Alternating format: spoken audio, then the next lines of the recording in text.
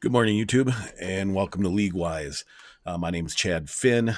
Today, I'm going to start a new series I think I'm going to do every day, reviewing the Draftkings Slate. I think it's important that as we go through successes and through losses, that we kind of look back and see what we might have missed, what we didn't anticipate, and then look at the actual slate itself and see what kind of stacks, what kind of strategies are working at that time to make sure that in our own arrogance, we don't get caught up in thinking we're always right.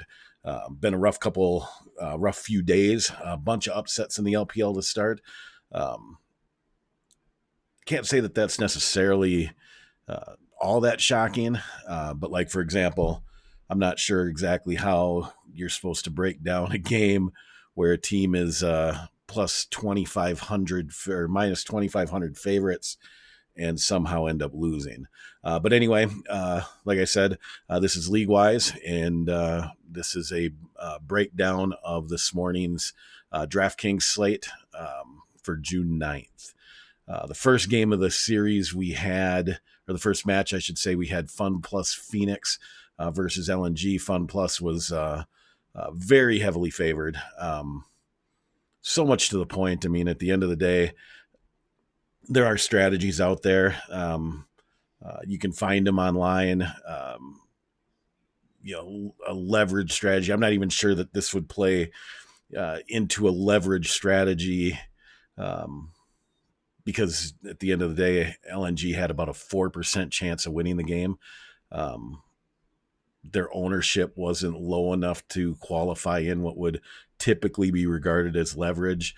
But if you're just throwing money out there and decided to just go with the underdogs, you got this one right this time. But in game one, everything looked the way it should. Fun Plus Phoenix came out, did what they were supposed to. Gold, they were up 67,500 to 56,800. It's almost an 11,000 gold lead, 15-9 on kills, 10-2 on towers. Took out 2 inhibitors to none, took a Baron. The teams were 3-3 on Dragons. As far as individual play, Khan on Renekton did well. Tyan, I was a little disappointed, even in this first game. I felt that that he would be able to do better. In fact, I had him as my captain. Doing B did well in game one. When we saw that slide, LWX, same thing, did well game one for Fun Plus Phoenix, FPX. Crisp, I'm not really sure. I'll talk more about Crisp and Doing B in what I saw here in just a second. LNG looked impressive. I don't think like I said, I don't think anyone saw it coming.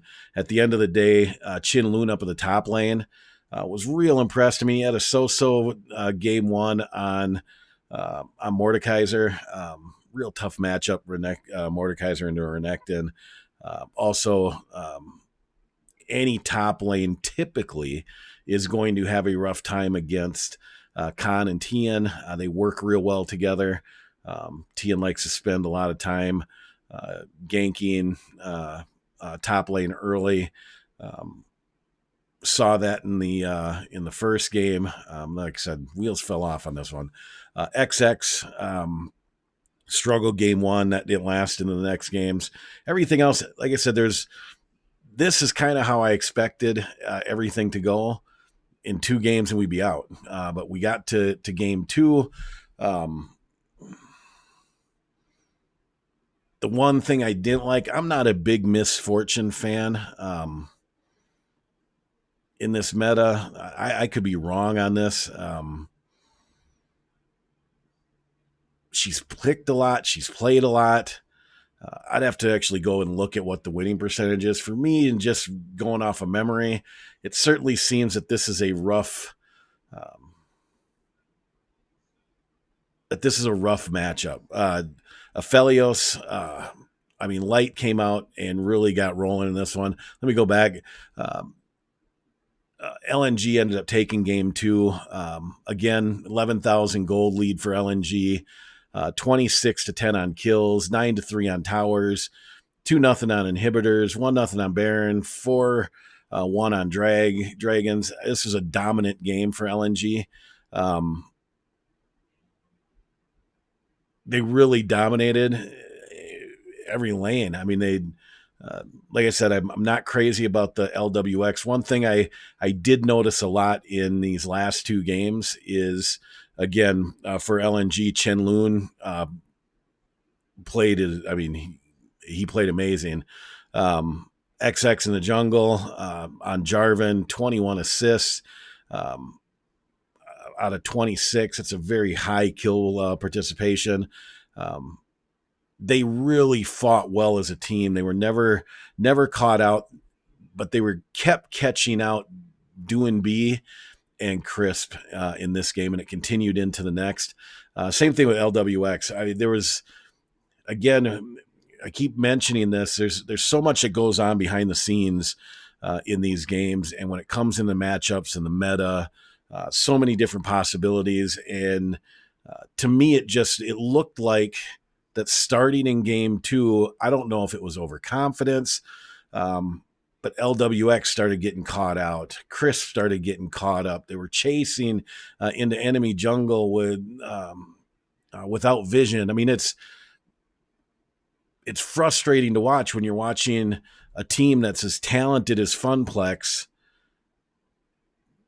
make mistakes that you'd expect to see in like low elo ranked games. I don't understand the amount of chasing that happened. The fights when they were fighting didn't play into their comp.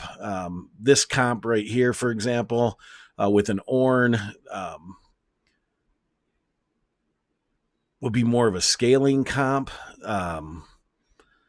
I mean, with Aphelios, they're scaling there as well. This just gave Maple played lights out on Galio. One of the better Galio games I've probably ever seen.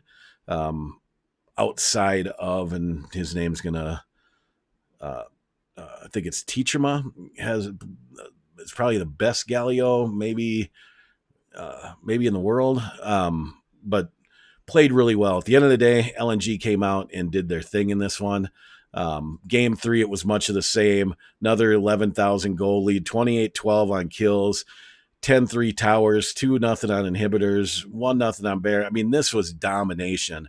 And again, it came down to Maple in the mid lane, XX in the jungle. They communicated so well. And then Light on Aphelios. Again, I didn't understand in this game 3, after the Aphelios game in game 2, as hard as he scales, why Aphelios wasn't a priority ban. When I say priority ban, if you notice in the draft, if you guys watch, you get 3 bans each team, and then 3 picks. And I felt that FunPlus should have taken Aphelios away. He's a champion, probably outside of Varus, who gets banned almost every game at this level. Aphelios is kind of that next one, and he outscales just about every champion. So once he gets going, there's not a whole lot that you can do. Same thing with Zoe. I mean, they just got rolling. They played well as a team. Again, I don't know how anyone could have seen it coming. You picked it, guessing, hoping, it is what it is. Going on to game 2, we had Rogue Warriors versus Top Sports. And if you remember in yesterday's video, I mentioned how inconsistent Rogue Warriors are. They show signs of a team that can be real good. At points, you thought in game 1 that Rogue Warriors had this one. Then they just let it go. They let it slip away. They make a bad call. They mechanically can't follow through with within a team fight that that they should have won. And you saw it happen multiple times. Top Esports in game 1 carried through about a 9,000 goal lead, 21-12 on kills. Rogue Warriors actually had one more tower than Top Esports, 10-9. Rogue Warriors had one more inhibitor, 2-1. They both had a bear, and they both had 3 dragons. Pretty straightforward comps. Nothing really jumped out. The one thing that you saw is Chow Chow, I guess it's pronounced, filling in for Jackie Love. Kind of struggled in game 1. Not surprising. I mean, he's a support filling in. Jackie Love was sick. Expected to be back. This team was good without him. They're even better with him. Probably poised to be the best team in the world. Going to be hard to go against them in any of the games that they have. Not a whole lot in game 1 went anything other than what you expected.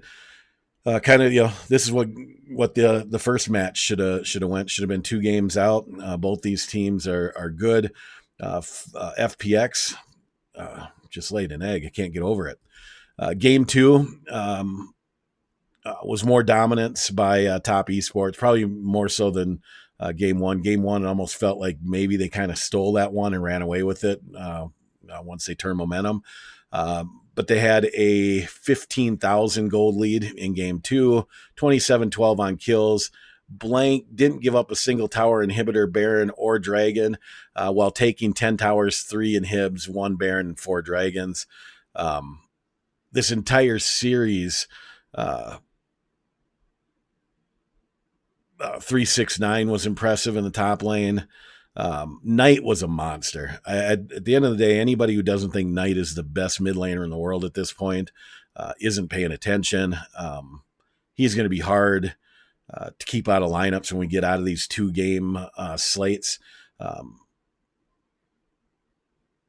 Unless pricing just dictates you can't put him in.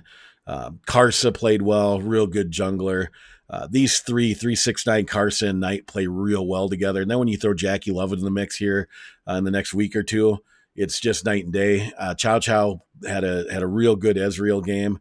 All in all, I think Top Esports proved why they're the favorites to win the LPL this summer. And probably you can expect more of that going in. As we go over to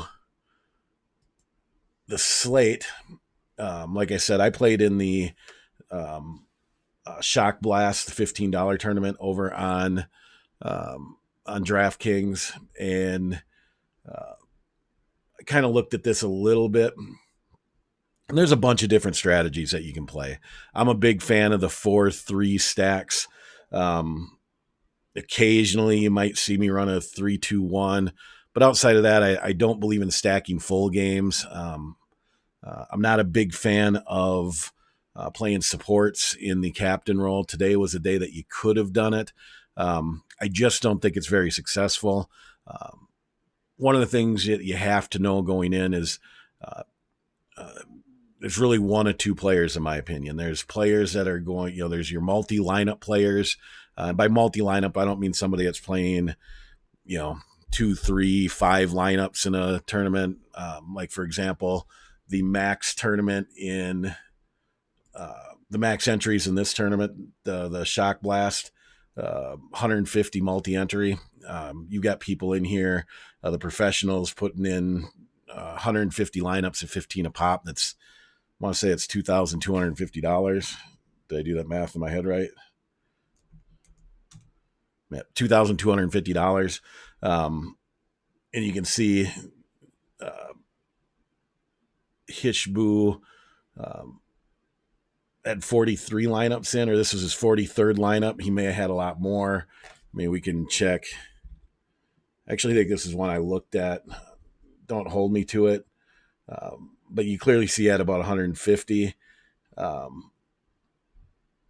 lineups in here. These are the ones that placed. If you do the math, this was a losing day. That's why I don't like the strategy. I'm not so into this where I'm trying to make the gambling part of it a career. I like playing it for fun. I like watching it. This makes it a little bit more exciting. I like breaking down the games, trying to figure out sometimes you get a feel, sometimes that you catch a wave and you just kind of run it. You notice something that's going on that maybe other people don't. Congratulations to whoever J. Can't Routewitz. One lineup, $9,000 off of $15. You see 5 people, and this is just top esports, and they picked LNG.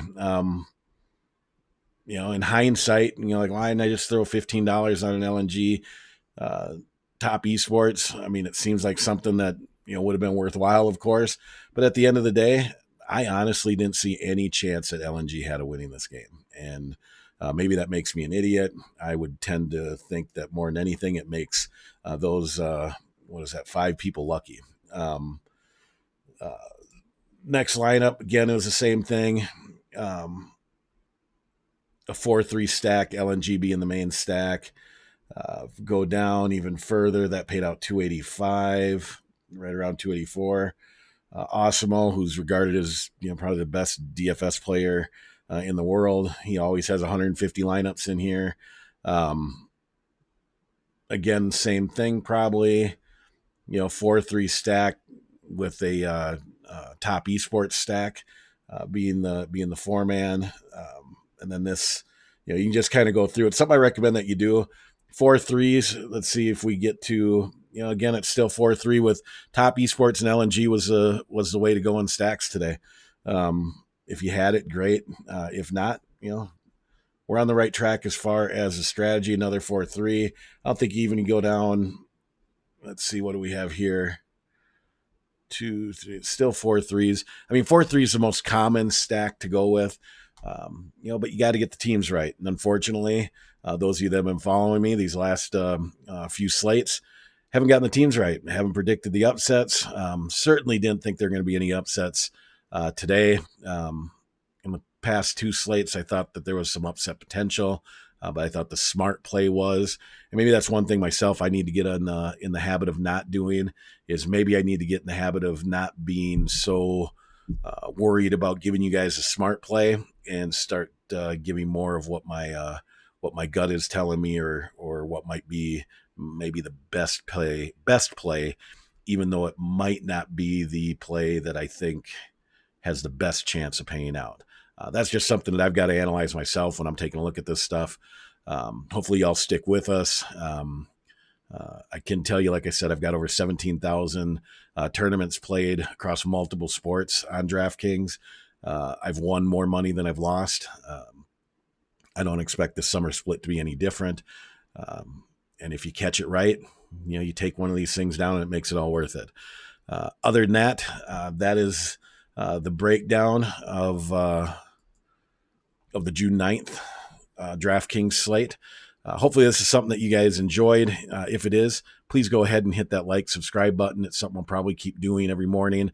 But for now, I'm going to get to work on breaking down tomorrow morning's slate, hopefully with better success than we've had here the last few days.